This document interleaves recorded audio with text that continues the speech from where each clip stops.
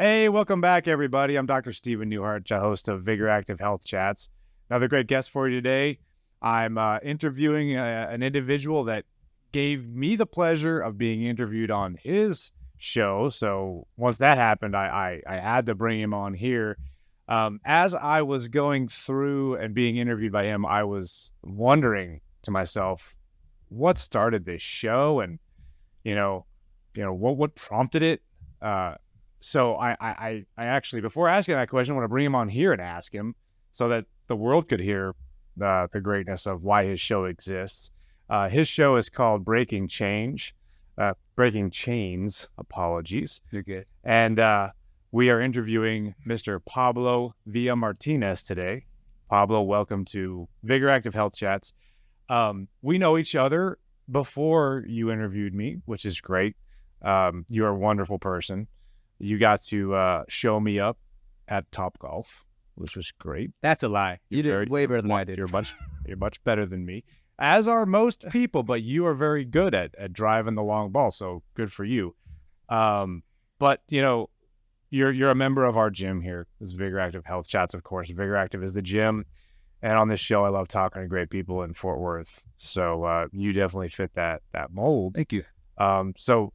Breaking Chains. I went on your show and you interviewed me, and I had a great time. You actually, you know what? When I'm sitting there, I'm going, he asks way better questions than I do whenever I interview anybody, because you put That's surprising. I'm telling you, because you put such great thought into those questions that you were asking me. I loved it, and I was actually starting to understand maybe more about myself as I'm sitting here answering your questions, which was so cool. When I think about the name, I think to myself, yeah, let's break through some barriers, but this must have started somewhere for you, so I'm curious.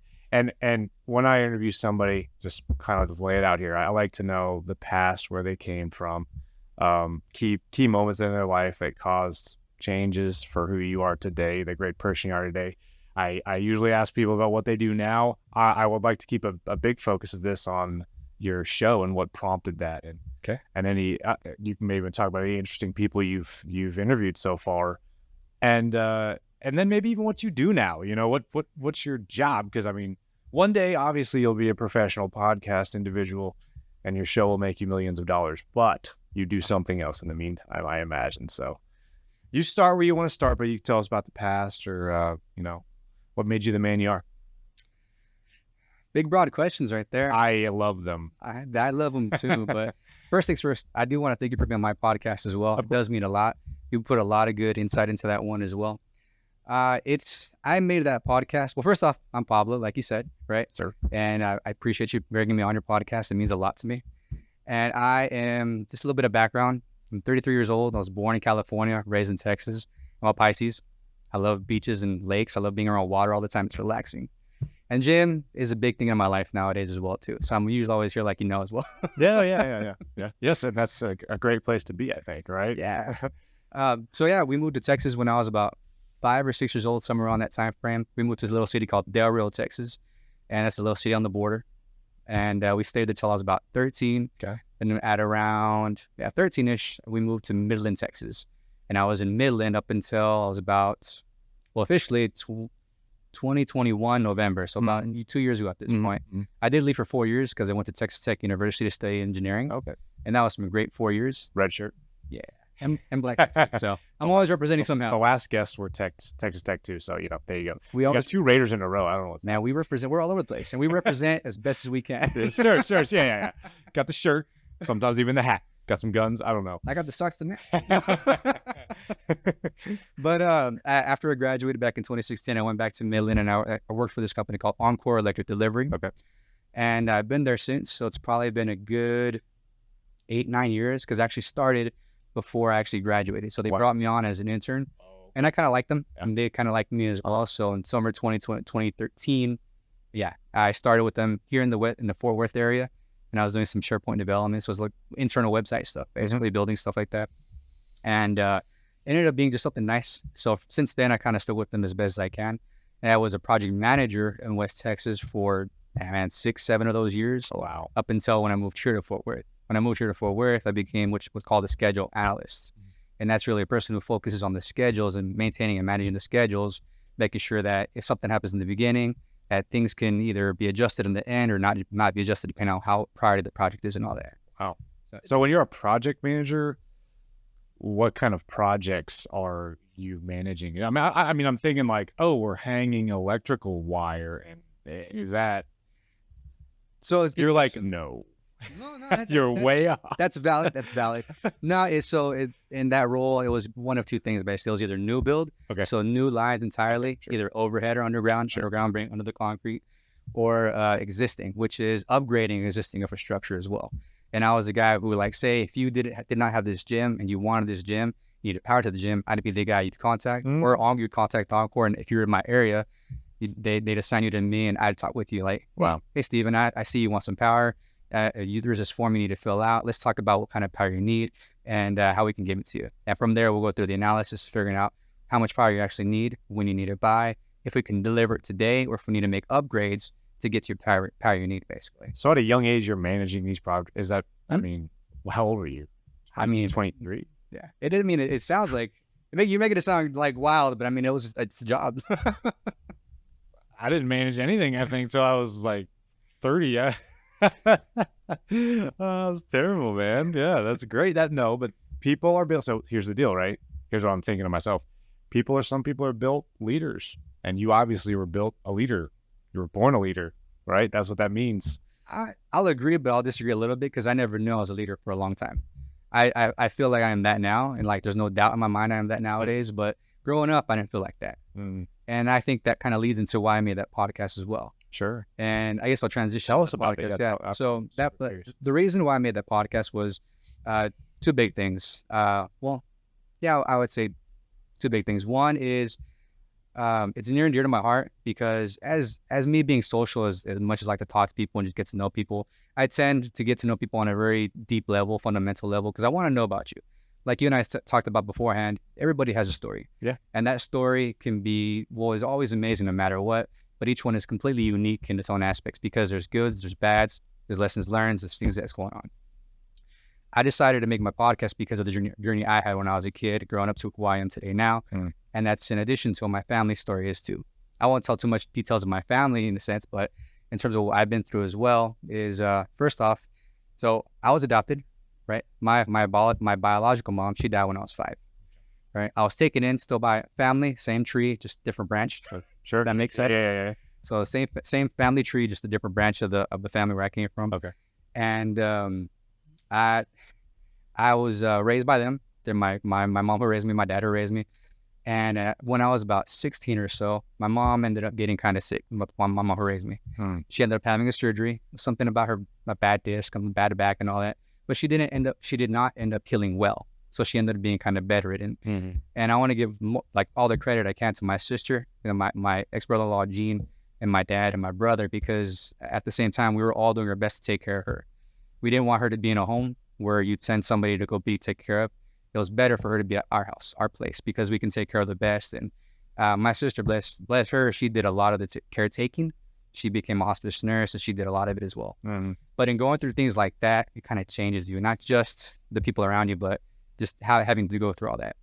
I say that because when I was about 21, she did end up passing away. It was from old age. She led a good life, but she did not die. She did die.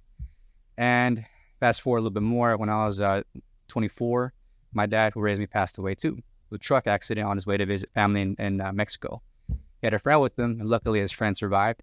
My dad did not. And that was a tough few weeks because when it happened, were not notified immediately because in this truck accident, it was a rollover and like his license flew out of the truck. And so they didn't identify him correctly. So me and my brother Paul and my sister Desiree, we had to kind of group together and figure out where and what happened because he did not tell us when he told us when he was leaving. So we kind of expected him to arrive at a certain time.